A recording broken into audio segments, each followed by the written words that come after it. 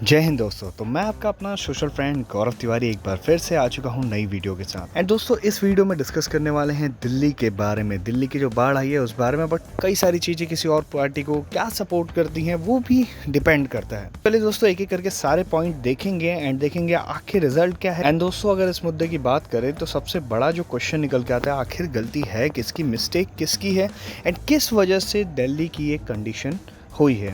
तो पहले स्टार्ट करते हैं स्टार्टिंग से। पहले तो दोस्तों 45 साल बाद दिल्ली में ऐसा मोमेंट आया है, बाढ़ आने की सिचुएशन भी हुई कई जगह पे, फेमस जगहों पे, यहाँ तक कि सीएम आवास के बाहर तक पानी पहुंच गया। और ऐसी कंडीशन हो गई कि इसमें ग्राउंड पे एक एक ऑफिसर तक उतर गया। आर्मी आ गई, नेवी आ गई, एनडीआरएफ आ गए, एलजी खुद ग्राउंड में है एंड इसके अलावा डिविजनल कमिश्नर, सीए सब ग्राउंड में थे। एंड मैं ये चीजें इसलिए बता सकता हूँ क्योंकि मैं भी एक डिफेंस सेक्टर से रिलेटेड हूँ थोड़ा, तो मुझे बेसिक सी इन्फॉर्मेशंस वगैरह जो है वो मिलती रहती है। तो हिमाचल में दोस्तों इन दिनों काफ़ी हैवी रेनफॉल जो हुआ, ऊपर बादल फटने की भी इंफॉर्मेशन आई मनाली की साइड। एंड जो यमुना नदी जो पहाड़ों से नीचे की तरफ आती है, हथनी कुंड बैराज एक जगह पड़ती है, वहाँ से लगभग 2 लाख क्यूसेक तक पानी जो था वो छोड़ दिया गया आगे दिल्ली के लिए। रीज़न क्या था? क्योंकि किसी भी चीज़ की एक लिमिटेशन होती है। अगर फॉर एग्जांपल मैं आपको सिंपली वर्ड्स में बताऊं, कोई घड़ा होगा उसमें एक लिमिटेड पानी ही आ सकता है, उसके अलावा नहीं आ सकता। तो दोस्तों हुआ क्या, हरियाणा गवर्नमेंट ने बोला कि हम इससे ज़्यादा कंट्रोल नहीं कर पाएंगे, तो उन्होंने 2 लाख क्यूसेक तक जो पानी था वो आगे फ्लो होने के लिए छोड़ दिया हथनी कुंड बैराज से। तो इसके बाद दोस्तों दिल्ली की कंडीशन, 3 दिन का टाइम था एटलीस्ट दिल्ली गवर्नमेंट के पास कि जो पानी आएगा उसके लिए अपनी व्यवस्था जो थी सारी चीज़ें ठीक कर लेने के लिए। तो वो खैर उस पर काम नहीं हुआ। आईटीओ एंड ओखला में जहाँ से पानी छोड़ा जाता है आगे के लिए, तो टोटल 5 उसके गेट्स हैं एंड वो पांचों गेट्स पूरी तरीके से बंद रहे हैं। तो सबसे बड़ा जो मेन रीज़न था ये था। एंड इसमें देखिए गलती किसकी है, स्टार्टिंग से बात करते हैं। तो इसमें दोस्तों फर्स्ट ऑफ ऑल ये मेंटेनेंस आती है दिल्ली गवर्नमेंट के अंदर, तो कोई कन्फ्यूजन नहीं होना चाहिए कि इस चीज़ में गलती किसकी थी। इसके बाद आते हैं आप मैनेजमेंट में और क्या क्या चीज़ें आगे घटी। तो देखिए एक वॉर टाइप का दिल्ली में ऑफिसर से एंड जो दिल्ली गवर्नमेंट के पार्ट्स हैं उनमें एक वॉर तरीके का छिड़ा हुआ है। जैसे कि बात करूँ तो दिल्ली के एलजी की एंड जो सीएम हैं अरविंद केजरीवाल जी की, उसके बाद अभी रिसेंटली जो आपने देखा दिल्ली के जो डिविजनल कमिश्नर है एंड जो आम आदमी पार्टी के फाइनेंस मिनिस्टर हैं उनकी भी आपस में जंग छिड़ी हुई है।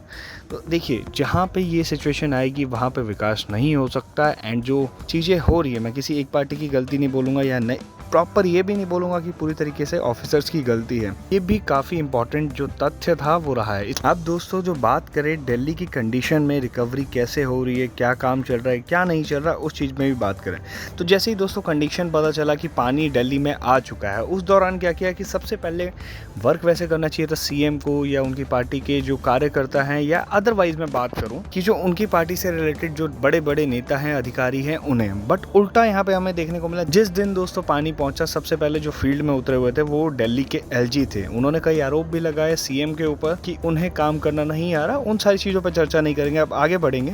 तो दिल्ली के एलजी फर्स्ट डे से ही फील्ड में उतरे हुए थे। एंड अभी भी मैं रिसेंटली बात करूँ, जब तक पानी हटा नहीं तब तक रेगुलर वो उस जगह का दौरा कर रहे थे। सीएम भी गए थे, सीएम एक दिन के लिए गए, उसके बाद वहाँ पे गए नहीं। उसके बाद दोस्तों उन्होंने 2-3 दिन बाद दौरा किया बाढ़ वाले एरिया का।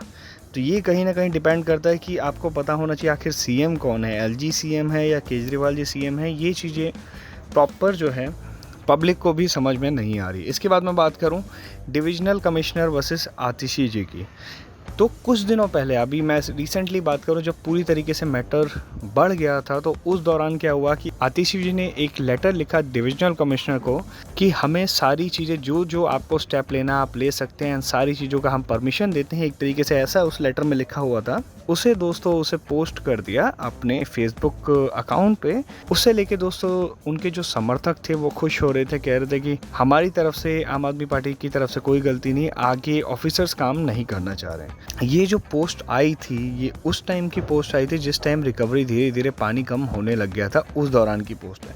इसी में दोस्तों एक बार वापस मैं जाना चाहूँगा हथनी कुंड बैराज के ऊपर।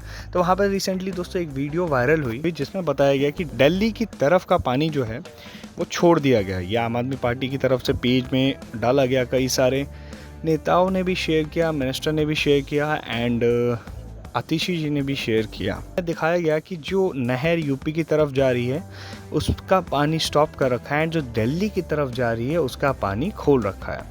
तो इस पे दोस्तों इंसिडेंट अब क्या हुआ, तो ये वीडियो पोस्ट होने के बाद बीजेपी ने अपना पक्ष रखा है कि ये वो पानी छोड़ा जा रहा है दिल्ली की तरफ जो रेगुलर बेसिस पे जाता रहता है। लगभग 50,000 क्यूसेक जो पानी था वही छोड़ा जा रहा है दिल्ली की तरफ, एंड उसके अलावा अलग से पानी नहीं छोड़ा जा रहा है।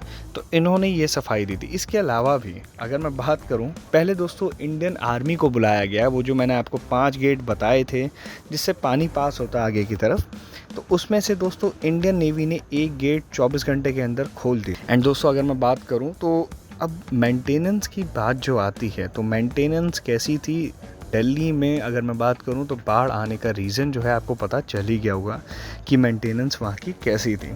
इसके बाद उस चीज़ को मद्देनज़र रखते हुए सेंट्रल गवर्नमेंट की तरफ से नेवी भी अपॉइंट की गई एंड नेवी भी ऑन फील्ड में उतर चुकी है। तो देखते हैं अब धीरे धीरे पानी वैसे कम होने लग गया है, क्या कंडीशन होगी। इसके अलावा दोस्तों मैं बात करूँ एक इंपॉर्टेंट ऑर्गेनाइजेशन के बारे में जिसे हम दिल्ली में जानते हैं दिल्ली सिविल डिफेंस के नाम से, डायरेक्टरेट सिविल डिफेंस के नाम से। तो इसमें दोस्तों क्या होता है, एक्चुअली कुछ वॉलंटियर्स चुने जाते हैं जिन्हें प्रॉपर ड्यूटीज़ वगैरह नहीं दी जाती, अनपेड ड्यूटीज़ उन्हें करनी होती है, एक तरीके से निष्काम सेवा करनी होती है।